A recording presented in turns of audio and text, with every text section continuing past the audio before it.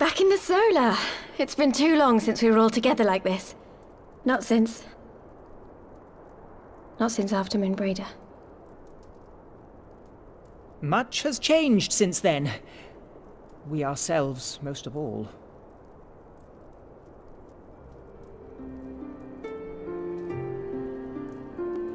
Though not all who were lost could be gathered here today, we may take comfort in the knowledge that those who are not are carrying on the fight. While I am grateful to our friends in the north for their hospitality, it isn't half good to be back. But, as Papalima rightly said, much has changed since we last stood here. The Scions of the Seventh Dawn are not as they once were, nor should we be. Our travels in the north brought us into contact with a host of fine and generous people, and their selfless deeds serve to show me that it is not lofty causes that should inform our actions, but our hearts. And I hope that the Scions might continue in this manner, as individuals driven by individual principles.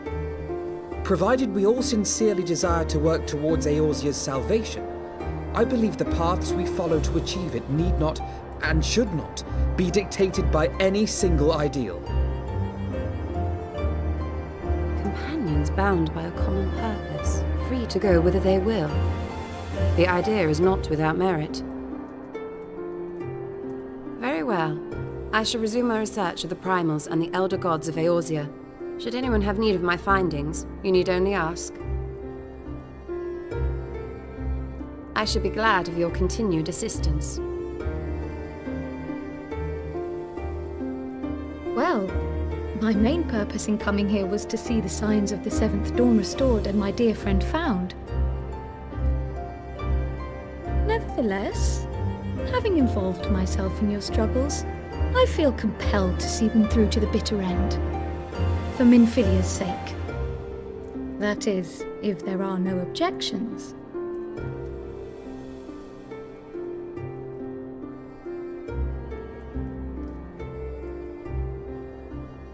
You will always be welcome here, Kryl.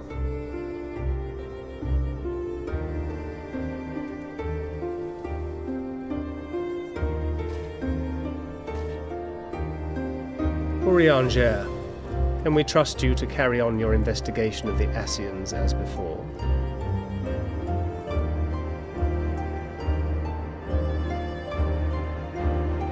Regardless of mine own desires, I am undeserving of your trust, having so villainously deceived you all. Now, I'll hear no more of that. 'Twould be disrespectful of Minfilia's wishes.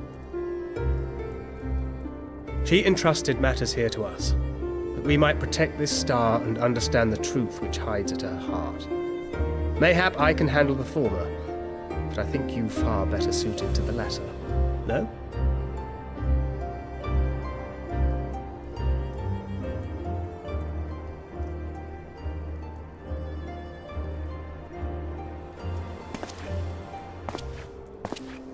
Very well. Then out of love for my Lady Minfilia and Moonbreeder both, this shall be my solemn charge. Papalimo and I should probably return to Thanalan to keep an eye on the Resistance. There's still the matter of the Griffin and the Amalja, not to mention the new Imperial Viceroy. That little lot must be worthy of our attention, right?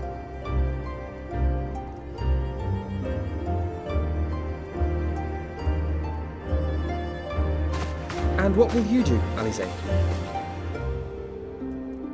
You know I have no great love for organizations and formalities.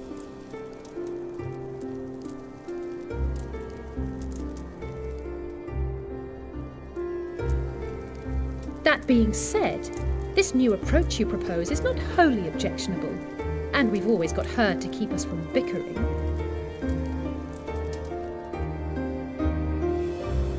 But I will suffer no titles. I am not here for House Leveilleur, nor to walk in Grandfather's shadow. Upon that point, we see eye to eye. If it please you, you may think of me as but another comrade in arms.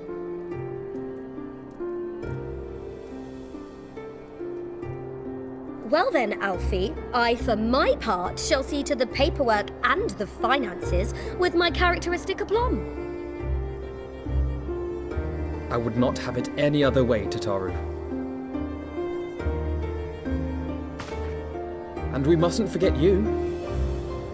What now for the Warrior of Light?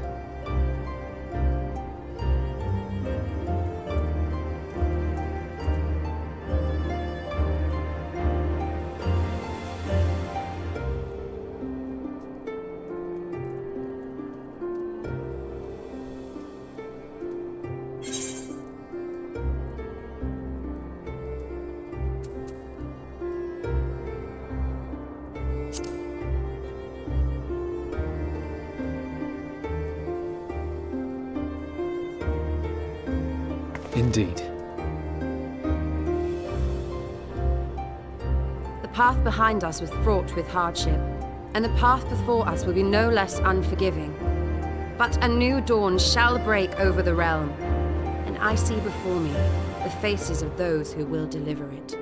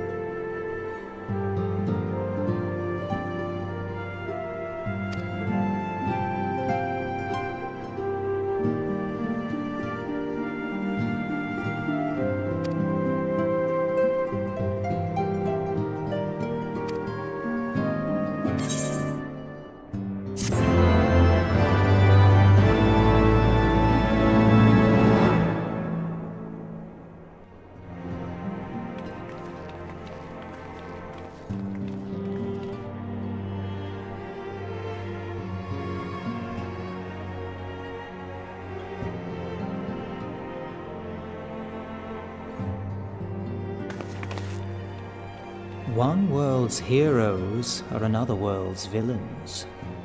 One world's loss, another world's gain. Where men go as one, there is life. And where there is life,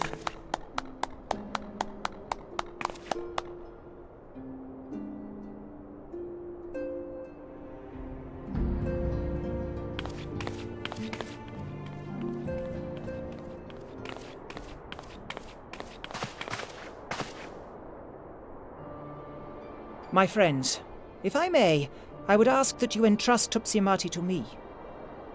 Clouds gather upon the horizon, and as Master Louisoix's disciple, I would keep it close at hand.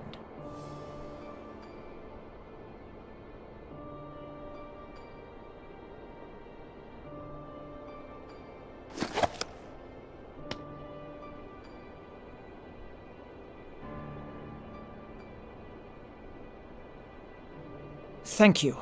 I shall guard it well.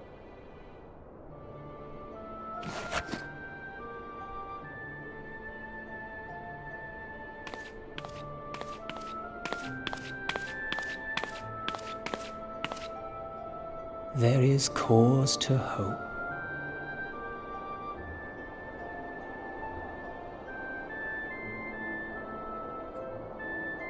For every ending, every parting, marks a new beginning.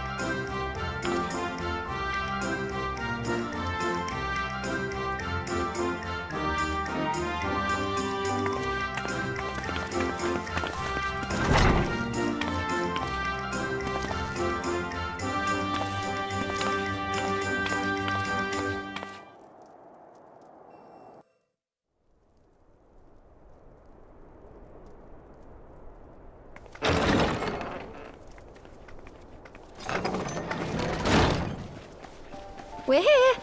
Did we miss anything? We would not presume to begin without you, Ida.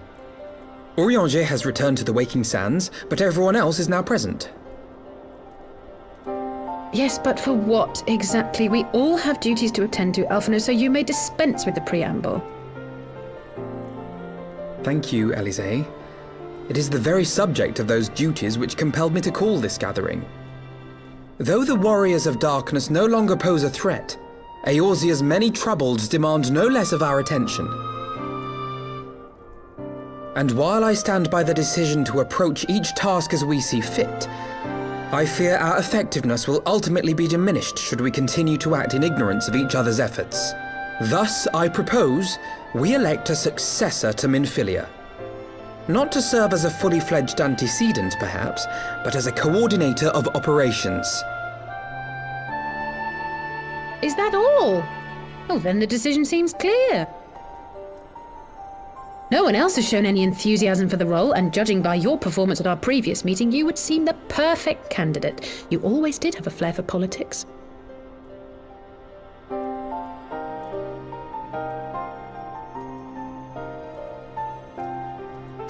I did not mean to... That was not my intention. As my tenure as commander of the Crystal Braves comprehensively demonstrated, I lack the qualities required for such an office. I would much prefer to remain as I am now, a soldier in the field, so to speak. Should none of our numbers step forward, must we then constrain some unwilling candidate to take up the position? Well, based on merit alone, a certain adventurer would be my choice. Though I concede she might struggle to balance her new responsibilities with, let me see, slaying primals, thwarting legatuses, and feeding the orphan poor. Thancred makes a good point. Any who would wear such a mantle would be bound by its obligations. Have we not become sufficiently familiar with each other's methods to act without an overseer? At present, I see no cause to so willingly limit one of our number. Oh my goodness! Help!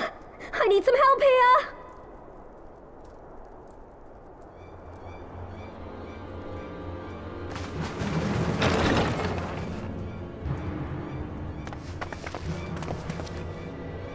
Tataru, are you all right? Me? I'm fine. It's this poor girl who just staggered in and collapsed on the floor that I'm worried about. Narco! God, how did... Yashola! Please, you have to help her! Kral, a hand if you would. Let us see about closing these wounds.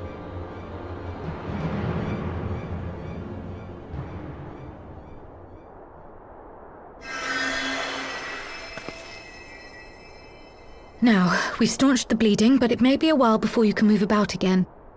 Though having seen your wounds, I'm surprised you are still moving at all. Thank you. My message. It was too important to delay. I took the shortest route I could, though I knew it was more heavily patrolled. As you can see, my efforts at evasion were not entirely successful. Honestly, you're too brave for your own good. What was so urgent that you needed to fight half the Empire to get here? You could have been killed. I'm sorry, Ida. I had good reason. But I imagine your friends are wondering who this bloody mess of a Mikote is. My name is Minago, and I belong to the Alamegan Resistance. I came to warn Ida and Papalimo about one of our leaders. A man who calls himself the Griffin. He's always been dangerous, but he's planning something new. Something reckless. The Griffin, you say? I've heard the name. Rumor has it your man is eager to test his claws. Aye, and on no easy target. He means to assault Belsar's wall from the Alamegan side. But what does the Griffin possibly hope to gain from such an attack? From what I understand, he wants the fires of war to spread to Eorzea.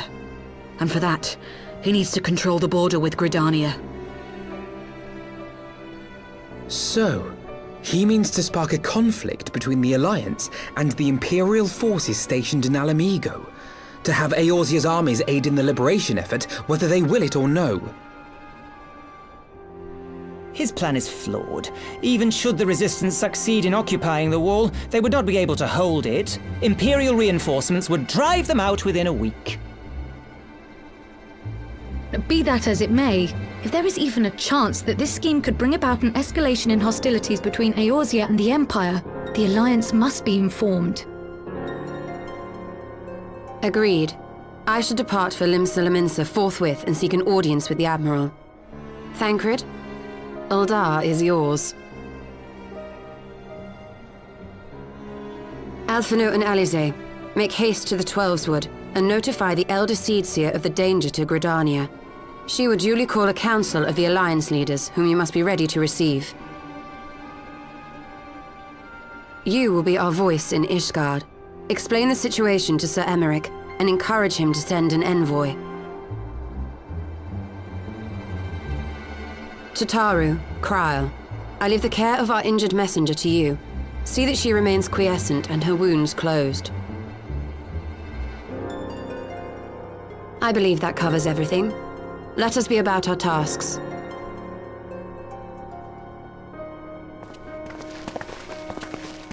I suspect the ill tidings from Gyr Abania will be held as a turning point. The beginning to a bloody end. The business of war was ever conducted with the coin of self-sacrifice.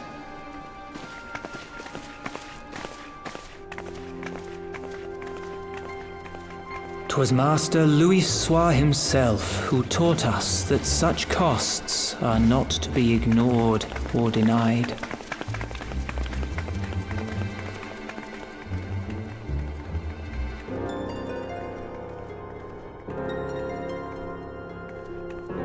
And so I shall embrace them. When the time comes, I will make my choice, as you will yours.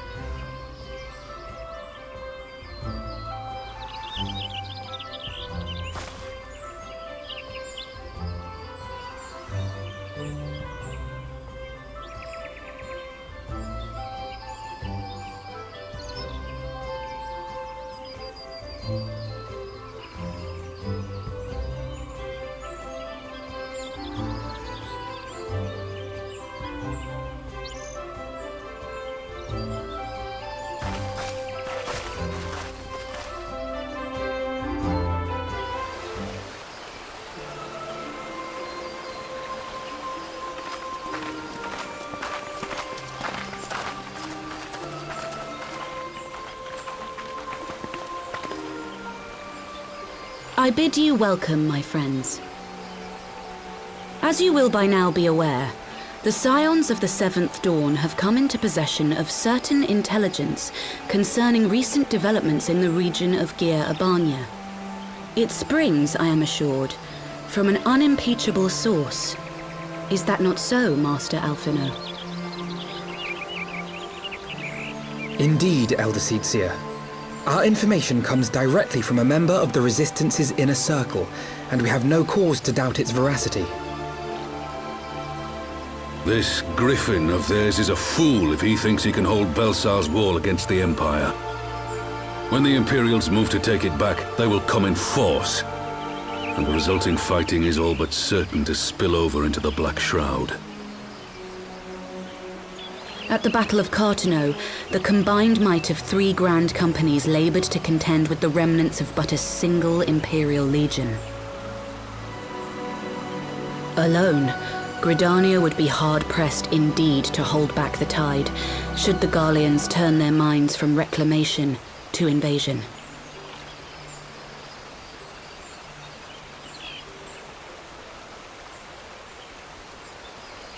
May I once more convey my nation's deepest regrets for our inaction in the days prior to the calamity. 'Tis a stain upon our ledger that I would fain remove.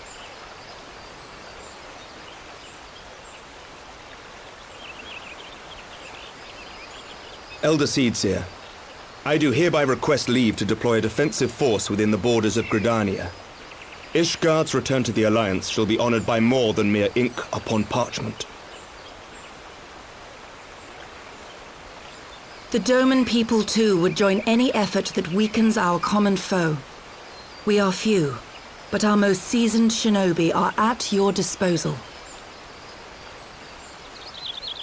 On behalf of my people, I offer you my humble thanks.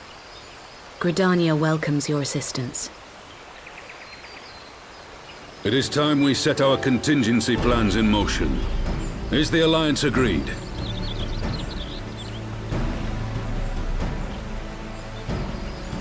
Then let us make ready for war. Victory favors the swift, and there is much to be done.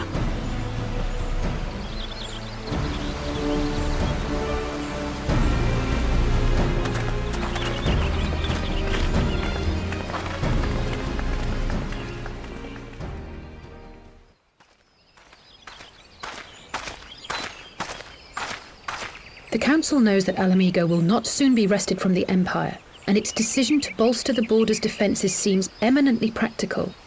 Why then, brother, do you scowl so? I agree that they have chosen the wisest course available. Indeed, the only reasonable one. Yet something feels awry. In making ready for war, is the Alliance not granting the Griffin the very thing he desired?